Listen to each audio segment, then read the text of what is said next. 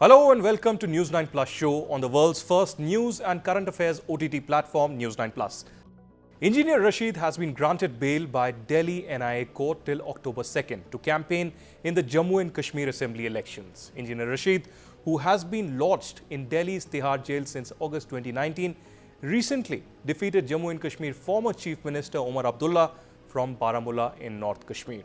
Engineer Rashid's party, AIP, has announced names of over 50 candidates in the J&K Assembly elections so far.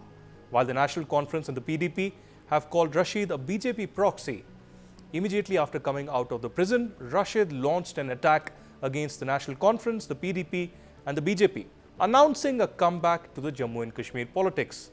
Rashid, who has been known for his controversial comments and statements in the past, is likely to emerge as a wildcard entry into the polls that Jammu and Kashmir is witnessing for the first time in almost a decade, and the very first after nullification of Article 370 on 5th August 2019. So will Engineer Rashid upset the India Alliance and the PDP in Kashmir? Let's debate. Joining me on this debate are RP Singh, National Spokesperson of the BJP. We also have Kuldeep Khoda, former DGP of Jammu and Kashmir, and perhaps National Conference will also send in their spokesperson if they are really willing to speak on this. We'll wait for that. RP Singh, thanks for joining us. What's this strategy of Engineer Rashid? Many are talking about some kind of a backdoor understanding between the BJP and Engineer Rashid. I understand that there were fake, orders going around, and there is FIR, and perhaps National Conference is spreading lies. But is there some kind of a under the table understanding between BJP and Engineer Rashid? Well, you must wait for 24 hours. We have requested the J&K police to ask their cyber team to crack on the person who circulated that fake letter on our name. And the moment that person is held up, you will probably come to know what is the truth behind the complete thing. I mean, who are people behind it and why they are doing so. But fact is that they are scared of Engineer Rashid. That's very clear. And they are worried because of Omar Abdullah lost election, and now again there is a Jamaat candidate against Omar Abdullah, and he's a tough guy. And I've been told that Omar Abdullah is facing a lot of heat, and Omar Abdullah, because his every time changing the stand. I mean, he says something in the morning. Once he said, "Oh, Jamaat people must contest election," and now he's saying, "Oh, why Jamaat people are BJP proxy?" I mean, there are statements on record where he has mentioned that yes, Jamaat should contest elections. And he is a man, I mean, if I have to name him, like he is actually Mr. Confused of the Jammu Kashmir politics, or of the Indian politics also. Because he keep changing, shifting stands as per situation. He said, I won't contest elections. 370, 35A is revoked, and now he is contesting election from 2 seats. He has taken stand against Pakistan, or his father has taken stand for Pakistan. He has also taken stand against Pakistan, and now he has taken stand for Pakistan. So, and then now on Afzal Guru also. He has taken a stand in favor of Afzal Guru, saying that we never knew that Afzal Guru would be hanged. Had we knew this, then we would not taken. We are not allowed this, although he was the chief minister, and nothing could have happened without his consent. And also that the curfew was imposed by him by him only in the valley that time. But fact is, as Mr. Omar Abdullah, Mr. Confused is, he keep changing stands as per the situation. And now he's, since he's a worried man because of the Jamaat's influence in the valley, although Jamaat is not contesting, they're the band organization, but the proxies, right. We have been told some proxies of Jamaat are contesting. But RP Singh, tell me something very frankly, a very brief answer on this. You very smartly deflected my question.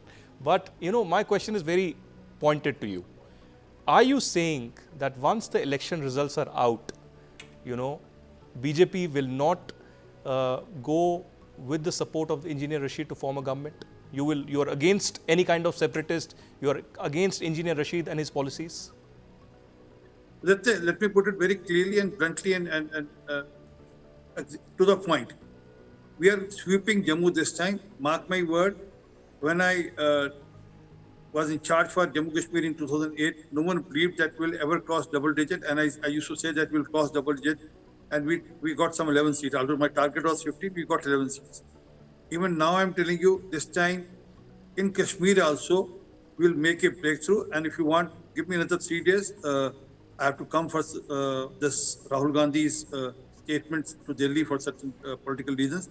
I'll be back by tomorrow there in Jammu, and then I'm going to Kashmir. I'll Right. give you dotted seats which we are winning in Delhi also. And then put together, we'll have good enough tally to form the government. Fair enough, fair enough. Good wishes with that. I have no doubts that you will make a breakthrough in Kashmir, but I'm not sure will it be the BJP way or some other way. We'll debate on that, of course. But let me get in an expert. The top voices on national security, Kuldeep Khoda, the former DGP from Jammu and Kashmir. So you've witnessed a lot of elections in Jammu and Kashmir. What do you think is so different about this particular election? Because you also witness a lot of independents contesting for the first time. You see that a lot of emphasis is being put on Engineer Rashid, Jamaat-e-Islami, AIP, and several other smaller parties as well. Do you think that not NC, PDP, BJP, or Congress, but it will be the independents who will decide the fate of who will form the government next? It is not going to be just two parties like National Conference and PDP in Valley and BJP and other parties in Jammu. This is going to be very interesting elections. What was perceived to be a one-way election in Valley a month back now has entered a very interesting arena. And this time Engineer Rashid's party, mostly in North Kashmir, is going to make dent. In South Kashmir also the Jamaat candidates are going to make a dent. No wonder that the local mainstream parties in Kashmir are worried about it, about the likely results after the elections and what's going to be the composition of the House. The scenario this time appears to be going towards more or less towards a hung house with the emergence of these local parties and the interesting parties. Engineer Rashid won the parliamentary elections with huge margin. He got over 2 lakh votes and the next over 4 lakh votes, and the next one after him had only more than 2 lakh votes, a huge difference. So now to project him as a B team or some sponsored candidate of any other political party, those are political speculations. Right. But one has to be very sure about one thing, that all those who are contesting the elections are taking oath of allegiance to the Indian Constitution, and anybody in a democracy like India who takes oath to the allegiance of Constitution of India can participate in elections, and he has demonstrated it in the parliamentary elections. And now the question is being raised. He was not given parole last time or bail last time, and this time he has been given bail. That's why most of the speculation has come. But his status has changed after that. In the past, in the parliamentary elections, his status was just a person who was in prison for his separatist activities, for his the funding of terrorist activities, Right. and other issues. But after the parliamentary elections, he is now a parliament member who has taken oath also, and he is as good a parliament member as any other parliament member. His status has changed, and I think it is very right for the court to grant him the opportunity to campaign, and his candidates can also contest the elections. For a democracy, for a vibrant democracy, this is a good development. And I don't expect that. I have seen him for a long time. I have he was earlier twice member of the Legislative Assembly during from 2008 onwards, and he behaves like another good legislator in the Assembly. Right. Leave aside his other issues, like he was a part of the funding of the terrorists. Those cases are under investigation. But as far as his behavior in the assembly was concerned, I don't think there is any issue about it. And entry of as many separatists into the mainstream is a welcome step. But tell me something, Mr. Khoda, as a national security expert, coming out of this political prism, or, who will be MLA, some could be radicals in their thought process, some could work otherwise. But I've been speaking to some people who've been posted in Kashmir in the security scenario, who'd say that, this measure of Engineer Rashid being elected as a member of parliament from Baramulla and now 50 of his people contesting may embolden the separatists there may be an exercise to incentivize separatists yet again. Do you agree, or do you think that this is something happening in the larger cause of India and perhaps a kind of an ideology that was not part of the electoral system is finally getting a voice? You know, there are two ways of looking at it. If you look at a half-filled glass as half empty or half full, that's after all, at the end of it, our aim should be to get the separatists into the mainstream. And if this process, electoral process, helps that, it is always welcome. We cannot have separatists left in a manner so that they become hardened, and the problem keeps on compounding. So, if there is a way out for getting the separatists back on the platform of democracy and pro-India, it's always welcome. And if it turns, we have to experiment in these things. We cannot always keep the separatists in confined for the crimes they commit. Oh, yes, the law should take its own course, and they should undergo the punishment they should. But as far as democratic activity is concerned, our final aim is that all the separatists and all the people should be a party to the Indian great story of democracy and progress, and the way India is progressing economically also. Everybody should have a stake in it, and everybody should feel part of India, and this is a step in that direction. Well, certainly everybody is an equal stakeholder in this entire process. RP Singh, Ram Madhav has been brought in yet again, and he is the elections in charge in Jammu and Kashmir. And recently in an interview, he said that we are very confident of getting 35 seats. We may require 10 to 15 seats, and we'll see how things unfold. Where are those 10 to 15 seats going to come from? And you've been with NC in the past, you've been with the PDP in the past. So your statement that we will not go with NC and PDP, perhaps people will take with a pinch of salt. So where are these 10 to 15 seats going to come from? Will there be some kind of a coalition with a valley-based party, or as we discussed, perhaps the independents? Let's say, as I said earlier, give me another 3 days and I'll come back to your debate again, and then I'll give you seat-wise seat detail and all the configuration, all the plus minus of each seat and how we are winning each seat. I'll give you data, everything. Mark my word, we won't need any support, but yes, what our police officer, retired police officer was saying, that yes, in a way, there's another dimension to the thing, that if the people who are separatists, if they can come to the main fold, it should be welcome. Remember, the complete problem of Kashmir, which we are facing since 1987-89, is because the people who wanted to come to the main fold felt they have been cheated, and then that led to this whole issue of terrorism back in the valley. So let there be fair election, and whoever people want to vote for, whether he comes from a Jamaat background or from a separatist background, let people take a call. When they want a Nya Kashmir, or they want to drag Kashmir back to the days of terrorism, let people take a call. And I'm very hopeful. People are wise enough to take the right call.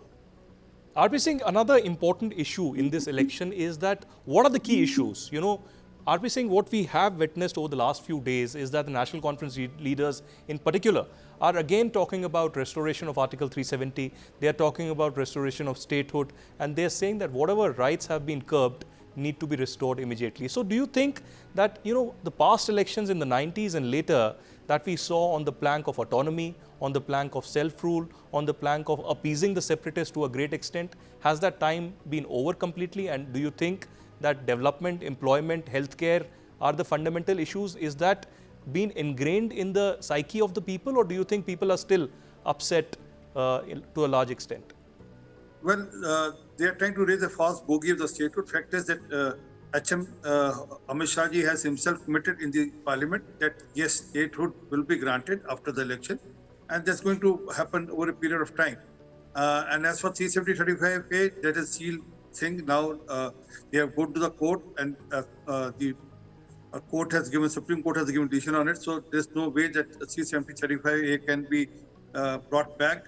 But since to win elections, they have to raise certain bogeys, they have to raise certain issues, and they can keep doing it. But today, Kashmir has gone ahead of that. I mean, when you see 2 crore tourists coming to Kashmir, when you see schools, colleges, IITs, IIMs, new hospitals, and cinema halls, the theaters, or even the night life has gone different in Kashmir. So these youth in last 5 years have tasted that, and then since they have tasted that, so they would not like to go back to what they have seen or what they have heard about earlier. So we are hopeful that the Kashmiri youth, especially, will go with the new, or what we say, the Naya Kashmir of the vision of the Prime Minister Modi. But lastly, I know to this question you would say that give me 3 days. But is this time that perhaps the hegemony of the valley would be broken in these elections? Will we see a Hindu chief minister or perhaps a Sikh chief minister? Why not in Jammu and Kashmir? Something very different that Jammu has been demanding a statehood as well for a very long time. But could we see a voice from Jammu be a chief minister if the BJP can manage the numbers? Well, there is a fair chance. I mean, why not a Hindu chief minister or a Dogri chief minister or a Sikh chief minister? Because Kashmir has been deprived, Jammu has been deprived of their person representing the state. But let's wait for the result, and we are very hopeful things will shape up as we are planning. That we'll achieve good number in Jammu and we'll cross the double digit. And when I'm saying that, mark my word, this time it will be a surprise for many in Kashmir also, Valley also. Right, fair enough. We'll watch that closely, and as promised, after 3 days, perhaps we'll have that conversation again. Last question to Kuldeep Khoda. Mr. Khoda, tell me about the security scenario that has developed also in this process, because the J&K police, the army and the paramilitary have done whatever is possible to secure the environment to this level that the elections are finally possible, first time in a decade and 5 years after the nullification of 370. But there are challenges. Yesterday we had an encounter where 2 to 3 Jaish-e-Mohammed terrorists were killed near Basantgarh. And Jammu has been perhaps a new front that Pakistan is trying to open ever since the beginning of this third term of Prime Minister Narendra Modi, with attacks in Riyasi, Doda, Kathua and all these places. How do you see the mapping of the security scenario as of now? Do you think there are challenges galore, but Kashmir to a large extent is peaceful, but Jammu is being opened as a new front? I think Pakistan has revised its strategy. They are trying to open up the Jammu front, primarily to shift their attention from Valley, where they have been on the back foot. The terrorists have been on the back foot and they have suffered huge losses. They want to dilute the presence of the security force from Valley so that they are shifted to Jammu and they can get more operating field in Kashmir. But on the whole, the security scenario has changed tremendously, and the elections will be carried out very well with I think relatively no incident of terrorism. Of course, one odd incident can happen anywhere in remote areas. That's what has been happening. But the scenario has improved a lot. Even in difficult situations like in 2002, 2008, and 2014, the elections have been carried out. It's not a difficult process. But as far as security situation is concerned, it has vastly improved. The life is back to almost normal. And Pakistan will try to do its part by resorting to incidents at some places, at some remote places. But that is part of the game as far as terrorism is concerned, because as long as Pakistan is on it, some odd incidents likely to happen. But the forces and the police have done a great job at the cost of their lives, and they have sacrificed lives. The scenario is absolutely good for holding a very peaceful and incident-free elections. Well, fair enough. Let's hope that with the democracy and the electoral democracy being restored in Jammu and Kashmir, finally there will be a positive ray of light. These elections will be watched globally, of course, but it's great that people from all ideologies, people from all walks of life are participating in Jammu and Kashmir, and perhaps peace and prosperity will completely return to J&K. Thank you very much, RP Singh, Kuldeep Khoda, for joining us. We'll have you again as the elections progress in J&K.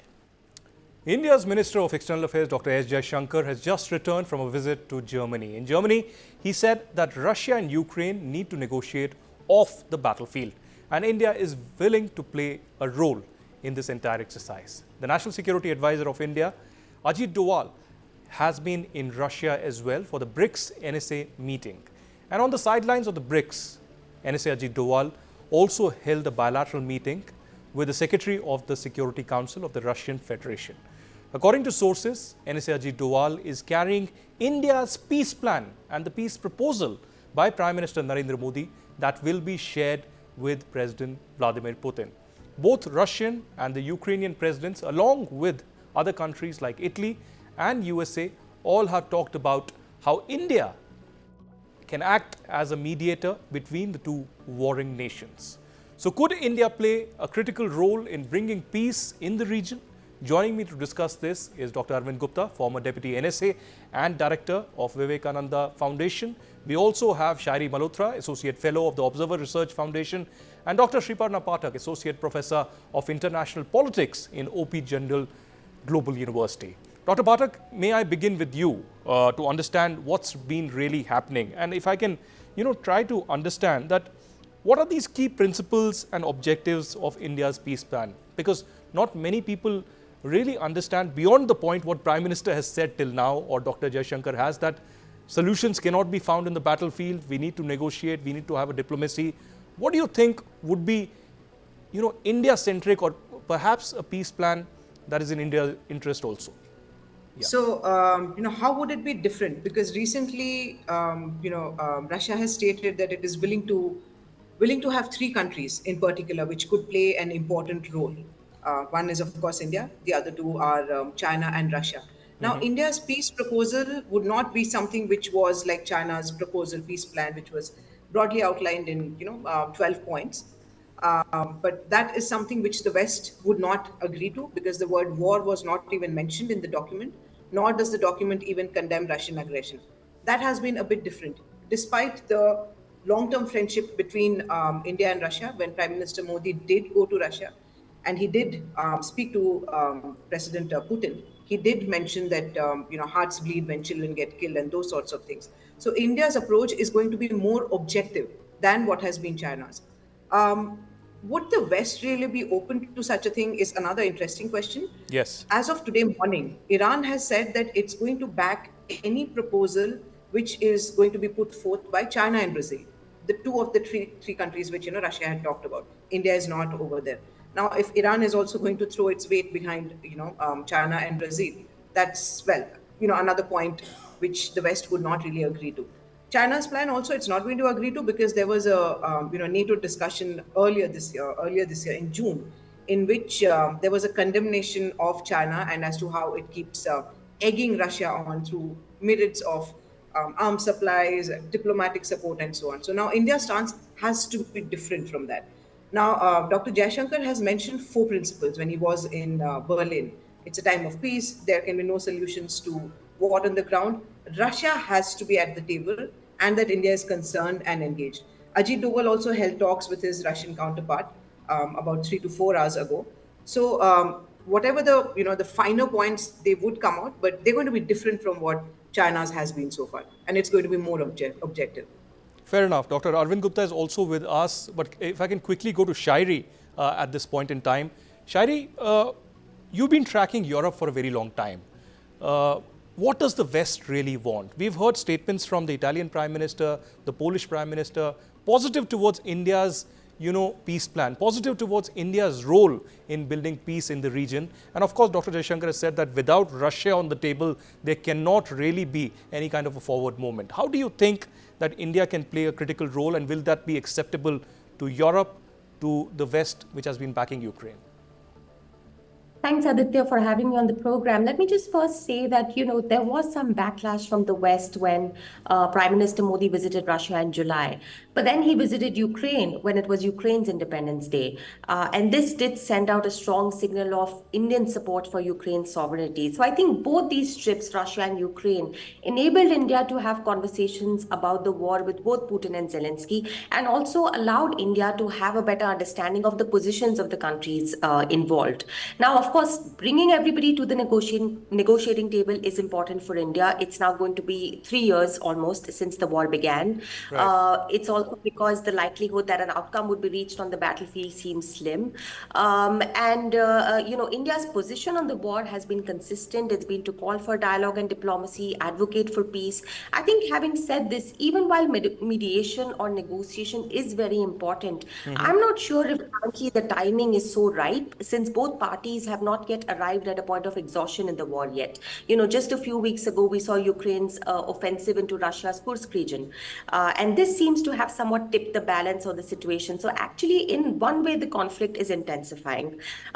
There are, of course, a multitude of powerful players involved in this war. You mentioned the West. So you have the US, you have the European Union, you have EU member states, you have NATO. The EU, even at this juncture, is still engaged in a rhetoric of supporting Ukraine for as long as it takes, even though there are signs of support weakening under the surface. You also have the US elections approaching soon, and the outcome of those elections can change the dynamics of this war. I think, though, as far as the West is concerned, India probably is a relatively impartial bystander because it has the trust of both the sides. Yes. Unlike in countries like China that are actually aiding Russia's war effort by supplying dual-use tech. You would recall that, just before Russia initiated this war, it had signed a no-limits partnership with China. So in terms of West's eyes, I think India would be seen as a more credible interlocutor compared to a country like China. India has been in regular contact with all the parties involved, Russia, Ukraine, but also the West, with whom India's ties have dramatically strengthened in recent years, unlike China, whose relations with the West are under tremendous strain at the moment. With the United States, of course, there is the US-China great power strategic competition happening, but even the EU and European countries are currently trying to recalibrate their ties with China. Fair So enough. in a way, I think India is better positioned to play the role of a bridging power through its active diplomacy and engagement with both sides. All right, India can be a credible interlocutor. Dr. Arvind Gupta, thank you for joining us. So good to see you after a very long time, sir. I want to understand from you, how does India plan to leverage its relationships both with Russia and Ukraine to build this kind of a consensus on a ceasefire, or at least to begin with some kind of a negotiation? Can India really play a very pragmatic and a realistic role in this? I think we have to be cautious and temper our expectations. Certainly, India has had conversations with Russia and with Ukraine, and perhaps there is some thinking in Europe also that India can play a role. But before we go to exactly what could be a peace plan and what are India's suggestions, etc., I think we have to understand that the war is going on. And frankly, I haven't heard on either side that they are really interested in peace at this moment. Right. Ukraine has now occupied some territories in Kursk, and they feel that this can be a bargaining point. The Russians have been taken by surprise, and they want Ukraine to be out of those territories. And frankly, at this time, neither side is exhausted. They don't see us, give any indication of having been exhausted. In fact, more and more weapons are coming to Ukraine. They are asking for weapons and which can strike deep into Russia. The Russians feel that this is a war of attrition which they can win. So I don't see any deep desire on either side for a peace. So who is talking about peace today except for people who are not involved in the conflict? Yes. So I think as the previous panelist said, that these conversations would help us understand the situation better, and then perhaps have a more realistic understanding of the dynamic of the situation before we talk about any credible peace plan from anywhere, for that matter. For a very long time, sir, we've seen a lot of lecturing towards India, if I may say so, from Europe and the West over the last 2 years, and we have taken a very independent stance. Do you think that this is going to end up again? It's been more than 2.5 years already, a long war, an endless war, until an exhaustion or a fatigue really sets in and forces into some kind of a negotiation or diplomacy to take place. How would the ending really happen? Could there be some, buying of time until the US elections really end, perhaps towards the early next year? Well, I don't see there is any end in sight, and certainly not before the US elections. So this war is going to continue as it has for the last 2.5+ years. I think we'll have to live with that. There doesn't seem to be any particular trigger which will lead to the end of the war at this moment. Before the Kursk, thrust, Ukraine seemed to be exhausting at that one point of time. But I think that has now changed when Prime Minister Modi met Zelensky.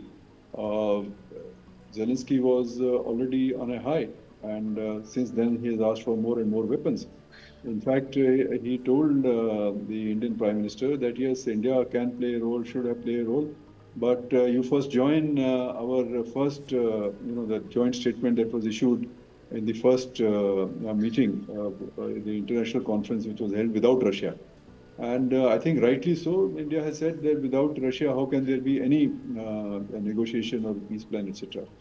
And the other point I want to say is, if the West or Ukraine is interested in peace, there is no dearth of interlocutors. They have enough experience of talking amongst themselves for a very long time.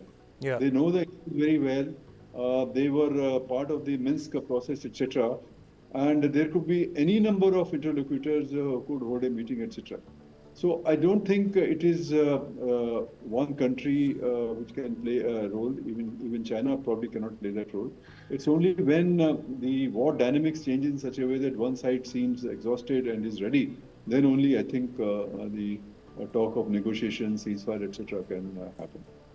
Fair enough. Shriparna, from the very beginning of the war, we've seen a lot of comments, particularly from Europe and the West, about India's independent stance. India has, of course, fiercely defended it and said that this is a part of our national interest, a part of our strategic autonomy, and we will, of course, explore that. If the Americans can do that, if the West can do that, so can India. Do you think there is a larger understanding now of India's positioning, ever since the consensus at the G20 or the other multilaterals that have happened since? Or do you think it will still take time for the West particularly to understand India's position, and of course emphasis also on the global South? So for the West, the approach will never really change with regards to India, no matter however much tilting there might be shown in terms of trade, in terms of scientific cooperation, etc. But the fact remains that international politics has been dominated by the Anglo-Saxon world. India, of course, wants to find its own space as well, and India has very strongly defended its stance. Dr. Jaishankar, on multiple accounts, has called out European hypocrisy when they've talked about India's oil imports, energy imports, and so on. But the fact still remains that despite them knowing how much they would be importing, how much oil or energy they would be importing, they still decided to go and point a finger at India. This is just one instance. Why would any country do that? That only happens when there's a sense of superiority. Now, with all these new sort of formulations coming in, G20, etc., and that China has been seen as a bigger threat, there is a need to look at another important player, a player which is not China, a player which has, well, a very big market, which can, through which, Western countries can think of decoupling or moving away from the reliance on China, etc. So India becomes a very lucrative option. But does that really mean there's going to be any sort of equal respect? I don't really think so.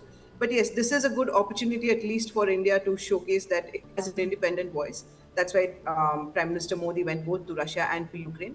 And we've constantly been talking about our forms of how we see peace.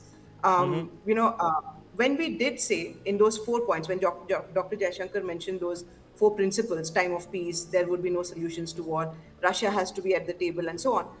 When that point was made, Russia has to be at the table. It was made very clear that, this constant hankering for war, which Yeah. we see, not just from the West, but, NATO allies, etc., and other allies of the Western countries, that is not what we want. If you really want some sort of peace, you will have to have Russia on the table. So this is, in very twisted ways, a good opportunity for India to also showcase as to how it's very different from the Western approach as well as from the Chinese approach. Finally, Shairi, to you, the Ukrainian envoy has said that India should play a larger role in convincing Putin to come on the dialogue table. Do you think over the next 6 months, because of course we have the US elections, there could be more build-up in the sense of Zelensky perhaps visiting India, Putin as well visiting India, and some kind of parallel back-channel dialogues also happening between the two countries with New Delhi? Because at the beginning of the war, we saw Lavrov and of course Antony Blinken coming to New Delhi, not meeting, but they were at the ORF event where you work, and also parallelly meeting their counterpart in New Delhi. Thereafter, last year we saw the G20 also happening, some kind of a consensus there. Do you see this kind of a diplomatic build-up by New Delhi over the next 6 months? I think so. Yes, Aditya, I do. And in fact, this has been happening a lot. We have been having back channel discussions with all the parties involved, with the Europeans as well.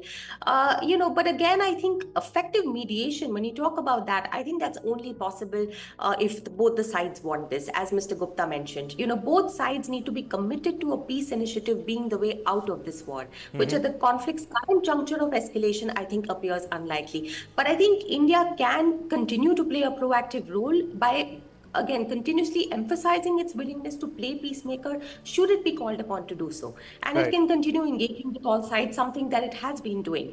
And I think when the time comes when there is a point of exhaustion, I think all of this goodwill that India has built up over the course of these last 2.5-3 years could be of help in negotiations. Well, this is something different about India's diplomacy. We are not imposing ourselves. We are not trying to impose our policy between these two countries or any axis against the other. Dr. Gupta, what I want to understand from you is that the Indian NSA, Mr. Ajit Doval, is currently in Moscow. He's met his counterpart already a few hours ago. And of course, there are speculations about a peace plan, of course, that he's presented to Putin, much being discussed. But what would be this peace plan? Of course, you said that beyond the peace plan, we need to first arrive at that stage. But what could be that peace plan really? And how significant is NSA's visit currently in this kind of a backdrop to Russia? This visit is very significant. It's taking place after visits to Russia and also to Ukraine. So it will be a chance for them to talk about these visits and apprise each other. And then, of course, there is the BRICS summit, which is going to happen in October. Yes. I'm sure that is also being discussed. So there could be some discussion about these issues and other issues. So when NSA goes to these places, it's a very comprehensive discussion that happens. And these discussions should continue to happen. And I think we would see a lot of discussion going forward on India's participation in BRICS and BRICS issues. So that is one issue. As far as Ukraine is concerned, as I said, I don't think there is going to be any peace plan apart from what has been said in those 4 points. The peace plan can only happen once you understand the positions of each other, both sides well. And for all you know, there could be more contacts going forward, both with Russia and with Ukraine and maybe with other countries, if there is any indication that this can move. But right now, I don't think it's too early to talk about an Indian peace plan. Well, of course, too early to speak about an Indian peace plan, but Ajit Doval is in Russia. Of course, Dr. Jaishankar has been in Germany. We'll have to wait and watch how things unfold. But New Delhi has made it clear that solutions cannot be found on the battlefield, and perhaps this is time to get on to diplomacy and bring both sides on a common table for a long-lasting solution. Thank you very much to Dr. Arvind Gupta, Sriparna Pathak and Shairi.